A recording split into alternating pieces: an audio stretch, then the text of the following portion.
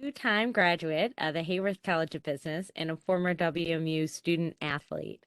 He currently serves as Chief Executive Officer of Bogan Development, a real estate development company focused on tackling the needs of moderate to low-income communities through mixed income developments. Thank you for joining us today, Jamauri. I will turn it over to you. Dr. Offstein, thank you so much for that awesome introduction. I'm so excited to be here. Am I delayed? Am I good? Okay. You should I'm be so excited to be here this morning. I want to say thank you to the great Western Michigan University for taking a chance on me. I want to thank Hayward College of Business for having me to your entrepreneurship forum. I also want to thank WMU Athletics for recruiting me and giving me the opportunity to have a 5-year scholarship in which I was able to turn into 2 degrees during that time.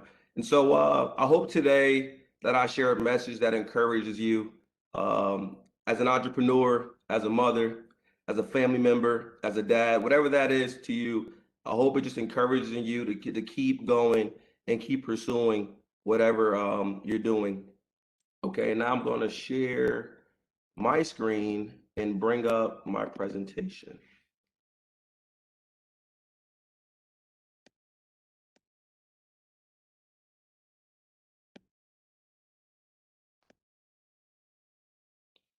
All right. So as I already introduced, my name is Jamauri Bogan.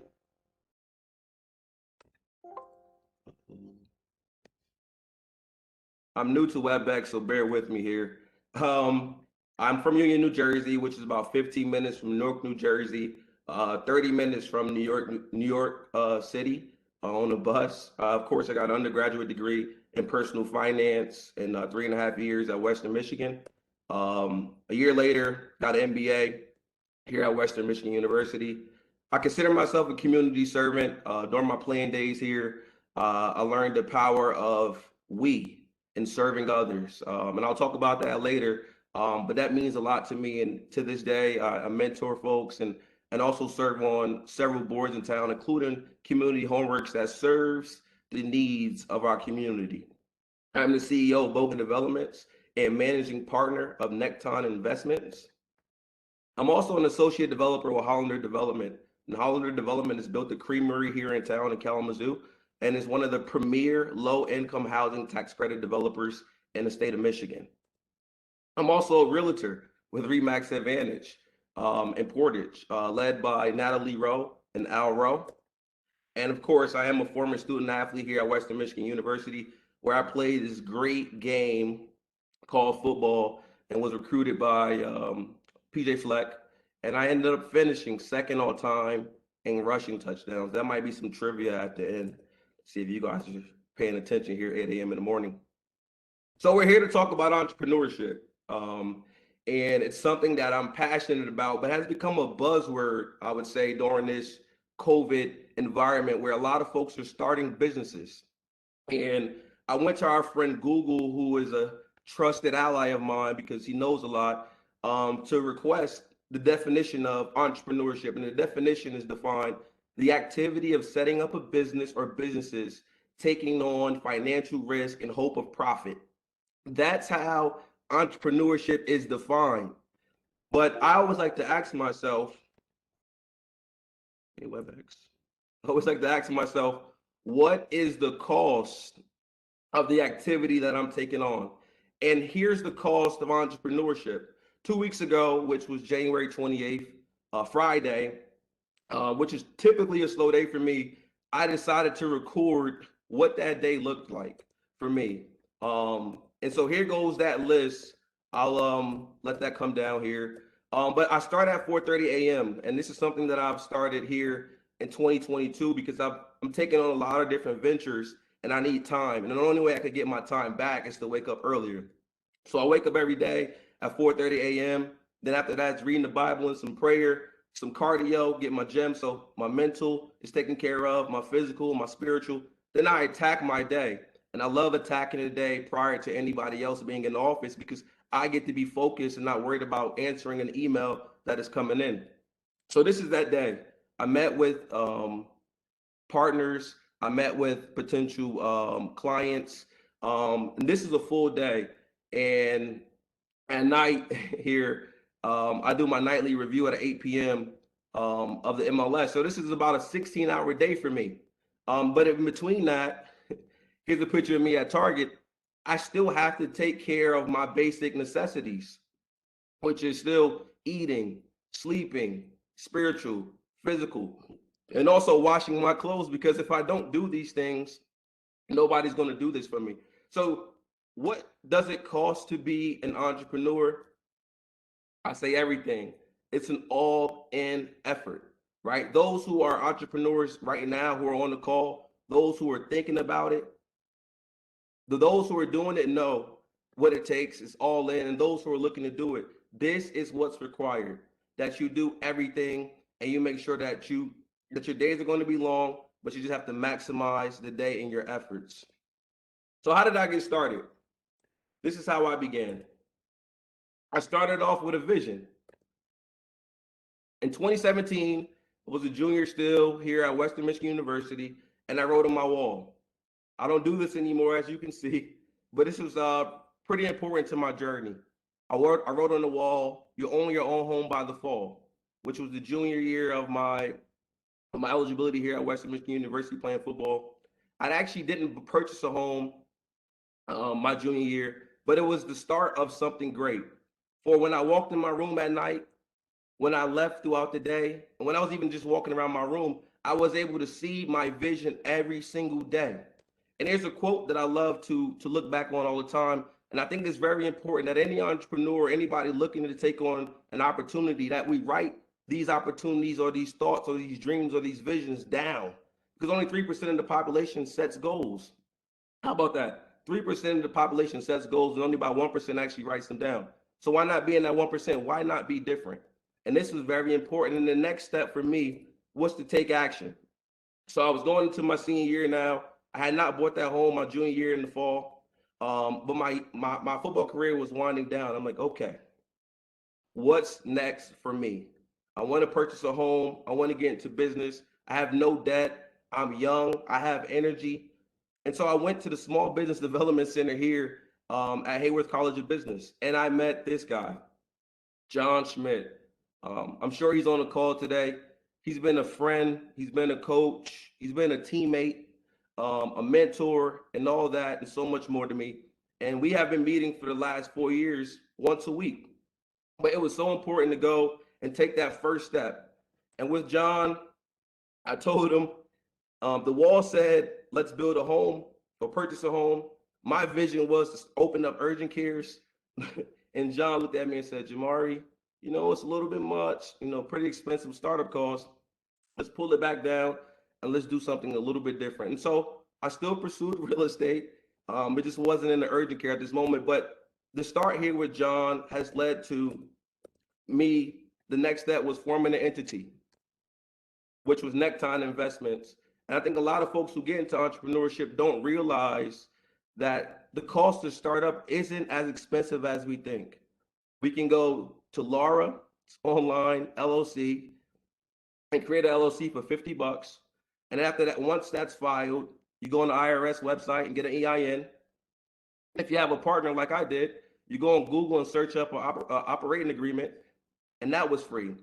And so for $50, we started an entity, we started a business, and it started with a vision. It started with some planning with John Schmidt at the SBDC, and now we formed our entity. And in our business, which is real estate, there are three main sources of resources you need. And the first one is contractors, right? You have to have trusted contractors. So we had to go find them. The next one was finding distressed properties, because we were investors. So we don't look for properties on the MLS. The properties that we're purchasing are off market. So we had to find a pipeline of off market properties. And the last thing is investors. We needed cash. We were in college, getting our MBAs. Though we had a cost of attendance check from the football program, that certainly was not going to be enough to get our business off the ground. So we had to go find some investors. And so here we go. Vision, planning with SBDC, form the entity, found the resources, let's purchase a home. And so here we go, $2,500. That's how much my first property cost. It was in Battle Creek, Michigan. 64 Euclid was the address. And as you can see, I was very concerned, and I should have been, because this property was a mess. And we bought a few teammates to help us clean this up. Took about 3 to 4 dumpsters to clean it up. And we didn't realize, when you're in the beginning of doing anything, you don't realize or see things that a more advanced or mature investor would see. And so we signed a quick claim deed to purchase this property and didn't realize what comes with that. And so this property had back taxes, fines that we didn't know about. And now, as the owner, we were responsible for it. And so this project ended up being a fail. We failed. Our first project, Curtis and I's, was a fail. But our coach used to always tell us that just because you fail doesn't make you a failure, right? It's your first attempt in learning. And that's what it was for us. We totally failed. We lost money, lost about $5,000 on this deal because we just didn't see what a more mature or more seasoned investor would see in a deal of this kind. So what did I learn? I learned that on that deal, the realtor still made his 3%. And Curtis and I have two different personalities, and I love the ability to sell. And so I got my realtor license from that failure. I learned that we can now bring that in-house and have the discussion on what's going on in the market, what's happening with activity on the property. And we bought that in-house, and I joined the team at Remax Advantage with Natalie Rowe and Al Rowe. The next thing we learned from our failure was contractors suck, right? They charge a lot. As many of you see now, what's going on in the market, they charge a lot, and some of them, honestly don't do quality work. And so we wanted to build a team in which we now control those numbers while also doing very, very quality work. And I'll show you some of our quality work soon.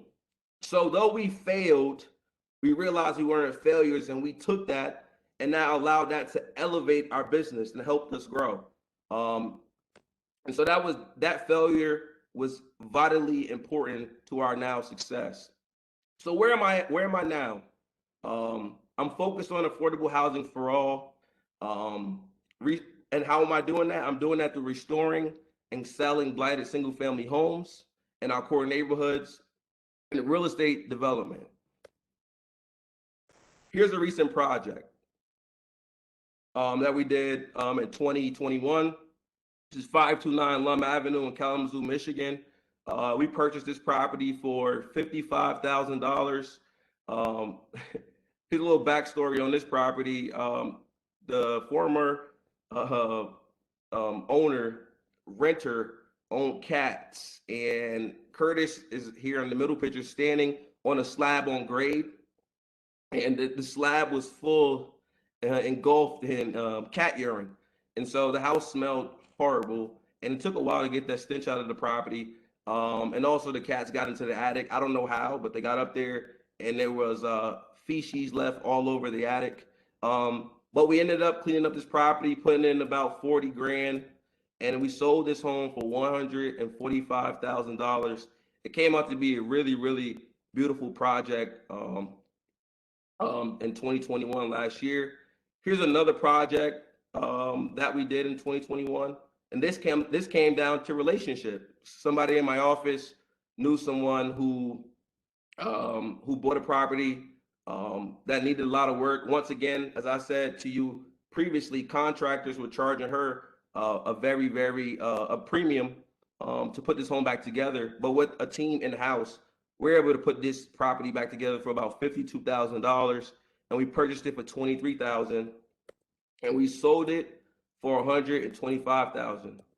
So once again, me being a realtor and bringing in a construction team has led to us continuing to have success, and our product is really, really, really, really good. And development.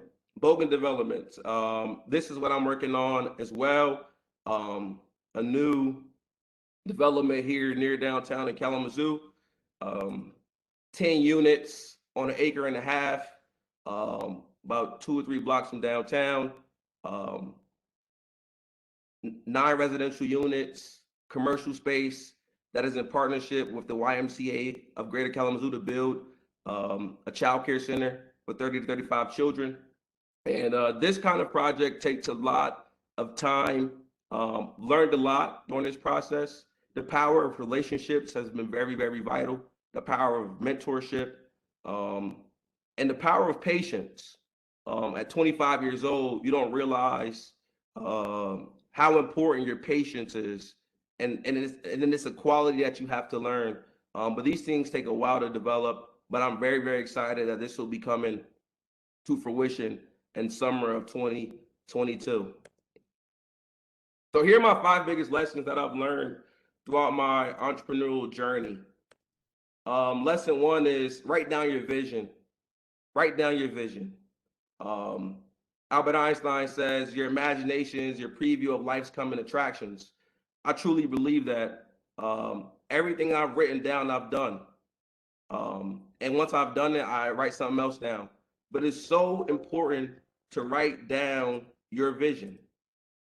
And so what I want to do right now is whenever I give this talk is to have everybody who's listening, whether you're in your car, whether you're drinking some coffee, whatever that is, get out your phone, get out a piece of paper. Let's take 20 seconds and write down 5 of those goals that have been on your mind that you need to accomplish. Write them down. It'll take 20 seconds.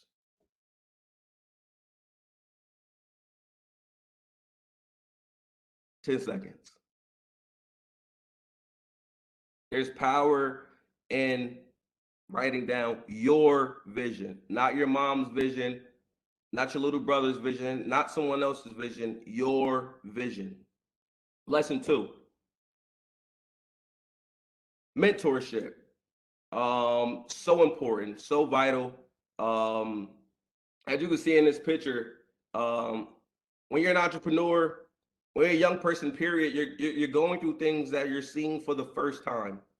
And it's very important to have people who have done what you're looking to do in your life. And I'm fortunate to have John Schmidt, Debbie Howe, Angie Clark, Scott Carter, and so much more who sit in my corner, who cheer for me, who coach me, and who support me throughout this journey. Because a lot of times you feel alone throughout this entrepreneurial journey. You're by yourself. You're making decisions um, that have true ramifications, and you have to live with. And you're going to fail, but you need somebody to say, "Keep going, keep fighting. Better is on the way. I see you. Your vision matters to this community." All those little things keep you going. Find mentors, pursue them, and get them in your corner. Lesson 3, RBO. Learned this from Ryan Blank when I played football at Western Michigan University. But relationship before opportunity. One of my mentors, Angie Clark, always says, people really don't care what you have to say, Jamauri. I said, really? She said, yeah, they really don't care. They care to tell you about them. And so that changed my mindset when it came to connecting with folks, where it's so vital that I hear their story, right? I learned about their kids, what they have done, and how they've got to where they're at, and what is their motivation. And that builds relationship, and you have to do it genuinely. It can't be fake. It can't be to ask them these questions and to rush to you getting what you need, but it has to be you taking time to connect with them and understand what they want and what they want to do. That builds relationships, that bridge gaps. Because now every time you connect with them or you see them or you meet with them, you have something that you guys have shared together. Relationships are everything. You don't get to build a development. You don't get to um, restore these blighted properties without building team and relationships. It's everything. Lesson 4, you are Worthy. This is one of the hardest things to realize. When I started my business journey, I was 21 years old, and in spaces and in environments where I was probably 2 times to 3 times younger than anyone. Um, I, didn't look like everyone, and I couldn't actually drink coffee before these meetings because I would shake because I didn't feel worthy of the opportunities that were in front of me. And it took some time for me to realize that my weaknesses were actually my strengths. My youth, my energy, me being a minority, me being freshly out of college. These things were actually strengths. And that's when the sense of worthiness came upon me. But it took a while for me to feel worthy of what God has given me. And that's for all of us. The new mom who just had her first kid, the the uh, chief of police who now has the promotion, the nursing student who now is going inside the hospital. There are always questions that we're asking ourselves: am I worthy? And I always have to tell myself that God didn't send you here by accident. You're worthy. So this was huge for me. But I'm glad that I've learned this lesson. And my last lesson is life isn't about me. It's about we. And I love this quote: service to others is the rent you pay for your room here on earth. I'm so passionate about serving others, spending time with them, and connecting. It actually lights my fire, right? You quickly realize when you're at the gospel mission or you're amongst kids or your peers who have questions for you, that grants you the most energy. Then you actually, doing, business or whatever else you do. And so I challenge you all to find a way to serve and to care about somebody else. I promise you, it'll change your life. So that's the end of my presentation. That's my story of how I started off and where I'm at now. But I'm so excited to sit here and answer some questions. I hope you guys all feel worthy of your opportunities. Thank you.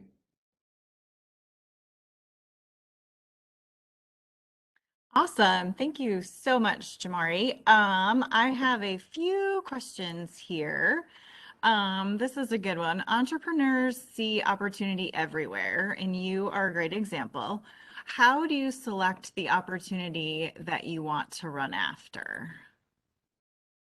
Wow, it's a great question. I think a lot of it has to be alignment um, with what you're pursuing. So what I did this year, or last year for this year, is I created a list of 2022 priorities, right? So that I identify what I'm pursuing this year.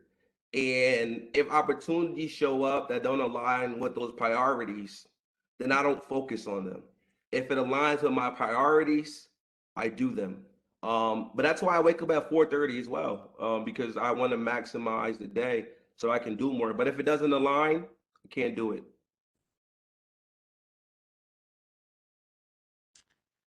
Okay, the next one is, do you primarily set professional goals or do you set personal goals as well? I think it goes back again to those priorities again, and those priorities are spiritually, they're physically, they're personally, they're business wise. So, spiritually, it was to read the Bible from front to back. Physically, it was to lose 25 pounds and work out every day. Um, Personally, it was to get engaged to my girlfriend. She's probably listening. So all these things are part of my list of priorities. And so, yeah, it's not just about business. It's not just about that, but I want to be a whole person. And so I have to focus on that. What got you interested in real estate? Oh, good question. Well, first I would say my mom at 12 years old brought me to her Bring Your Child to Work Day. and that got me started on finance. Um, and I learned about the stock market that day, and I wanted to actually be an investment banker until I got into college, and my dad and my godfather were doing real estate in New Jersey, and that kind of started to shift. Okay, there's an opportunity to purchase properties because I lived in an apartment my whole life, so I didn't realize that. So sometimes you can't be what you don't see. But by my dad doing that, he now created curiosity in me to start pursuing that. Okay, what would you suggest as the biggest or most important step for an entrepreneur who is new to a location? Hmm.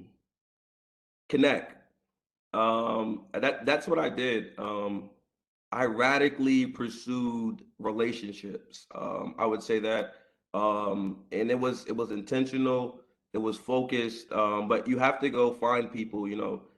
Business doesn't happen inside your home; and happens outside. And so you have to be radically willing to go find folks and connect and get going. Okay, there's lots coming in here. What would you suggest? Oh, wait, that's the one I just did. Hang on.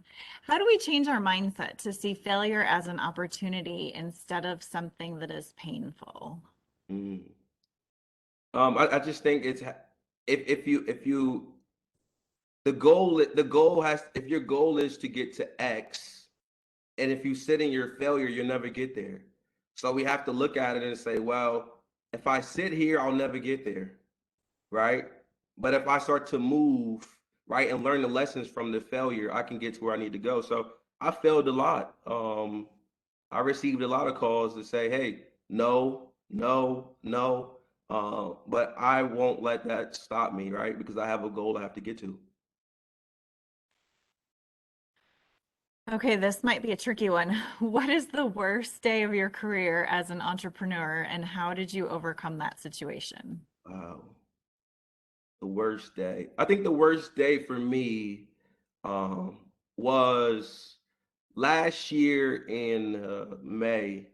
So I was working on this project, one that I just showed. I've been working on it for 2 years now, and I had received a $500,000 grant from Eagle, and the financing, permanent financing had, you know, went away for some reason. And Eagles' participation, I was holding it on to because the way that it works is that when one person writes you a check, it builds momentum, right? And so I was holding on to them, like, okay, well, as long as I can keep them, I can get my project built.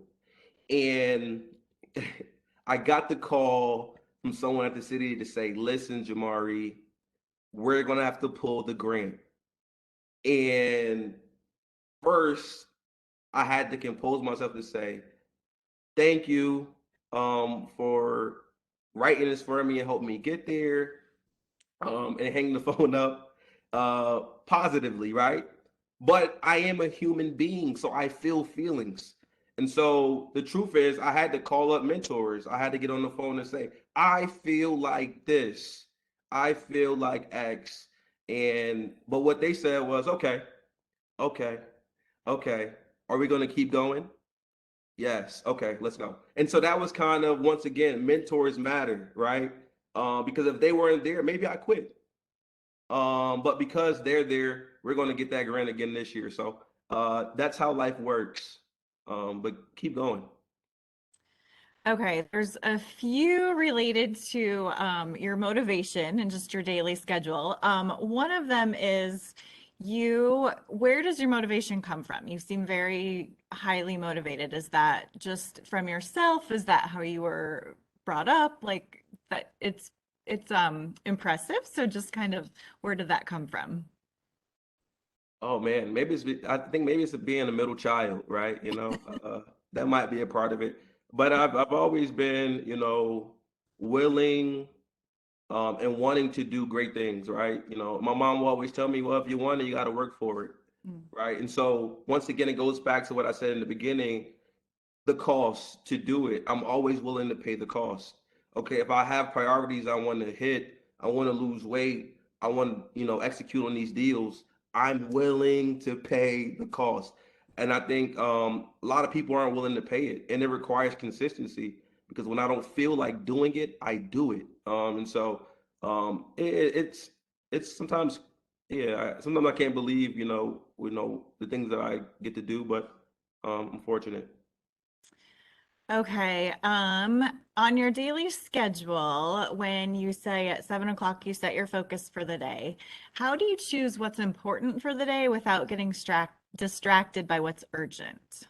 Yes, yes, and that's why I wake up early now. That's another reason because when everyone's in the office, emails, calls race to you, and you have to meet them. But usually the night before, the focus is kind of being set already. So when I get to my laptop in the morning time, I already know what I'm going to do, and then I'm able to do those things. And now at 8:30, when everybody's logging in, I've already done what I need to do. So I have that hour, an hour and a half to myself before the contractor calls and says, "Hey, the house has bed bugs," and I have to go meet that. So, Good point. Okay. How were you able to sustain yourself and your business financially in the beginning stages? woo-hoo. It was a grind. In the beginning, we had to sell people on a vision, and folks put money up for us, right? We did have MBAs, we did have finance degrees, so we thought we were pretty intelligent guys, but we still didn't know what we didn't know. But people were willing to take risk on us. But when you're in the business that we're in, it does take a lot of capital. But that's why our first property was for $2,500. And that's why the second one was for $25,000. The numbers weren't as big as they are now. They started off pretty small. But in the beginning, I was working as a bouncer. I was doing late night security. And then at one point I was a realtor, flipping properties, and I was still working from 10 p.m. at night to 6 a.m. Doing a security job, and I would go do business throughout the day. So once again, what does it cost? It costs us everything, but I was willing to pay it. Okay. What skills did you take from football to entrepreneurship? Oh wow, a lot. Leadership is one of them. Consistency is big in sports, right? That's huge. And this thing is just a will, right? I'm a 5'6" when I played 185-pound running back that got the ball on 4th and 1. So when everybody in the stadium knew who was getting the ball, I would get it. And so the will to say, I don't care if you know what's about to happen, I'm going to get a yard, is still that same will that's inside of me that, hey, no matter the obstacle, I'm going to get it done. So it's that same uh, will that is inside of me. Okay, this one is similar, well, a little related. How did you know what you wanted to do after football? It required a lot of spending time, and so me and John Schmidt spent a lot of time together. And I was crafting business plans, and we would talk once a week, and I was asking questions, and we kind of settled on real estate. But it wasn't, I want to say thought out, but it was thought out. We really had a lot of meetings, and I asked a lot of questions to get to pursuing that. But I think it's important to know what you want to do when you're young. And I'm young still, but I think it's important because I have mentors that tell me, I won't have this energy at 45. So if I know now what I want to do, I can really burn the candle, which I may not have when I'm 50. Okay. So you've mentioned mentorship. If someone is looking for a mentor, how would you suggest finding someone that can come alongside you? I always like to find people who've been in business, and who have done it at the highest of levels. And I once again, you radically pursue them. So it was me reaching out to them. Hey, played at Western, have no clue what I want to do. Let's talk. And so they would meet with me, and my questions I wouldn't talk. I would just ask questions, questions, questions. and they realized very fast that I was interested in them, and that started to build a relationship. And from there, they started to coach me on how now I could develop. But I was radically pursuing them while also being very interested in what they've done. Great. All right, we're gonna do one more to close us out. Actually, I'm gonna do two more. Sorry, another one just came in that was good. We'll do this one first. With your schedule, how do you manage work-life balance? I just see now when I smiled. Yeah. Right now, I got to figure out balance. I'm still trying to figure it out, and that's one of the questions that I ask a lot of folks. How do you get there? Because as I've said, this never turns off. Weekends throughout the day, it's all day, and so I'm still learning, and maybe having kids and getting married might change that, or I might have to start, praying a little longer for God to help me with that. But I'll figure it out, because I think those things matter, but I haven't figured that out yet. I like that. I think that's something that all of us struggle with on a daily basis. So, yeah.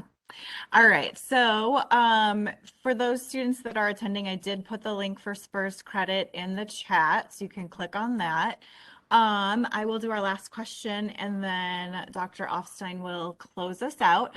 The last question is, there's been some criticism of Kalamazoo's economic development policy. Why do you choose Kalamazoo as kind of the location for your developments and community involvement? One, Kalamazoo has played a very, very vital part in my life, just, period. And I think there is a unique opportunity. We have land, we have resources that have yet to be untapped. And since I'm 25, I can play the long game here and say, okay, if I stay here long enough, I can see the greatness that'll come out of this city. So a lot of cities are already built. This one is not, not yet, and we have the resources to do it. So I'm gonna put my shovel in the dirt, and I'm gonna stay here. Love that. Great. Well, thank you so much, Jamauri, for a fascinating presentation. Please join us for the next Entrepreneurship Forum on Friday, March 18th, featuring Jake and Kaylee Losey, co-owners of Presidential Brewing. Excuse me. Thank you for joining us, and thank you again to our sponsor, Blue X Credit Union. I hope everyone has a wonderful day and drive safe out there. Thanks, Jamauri.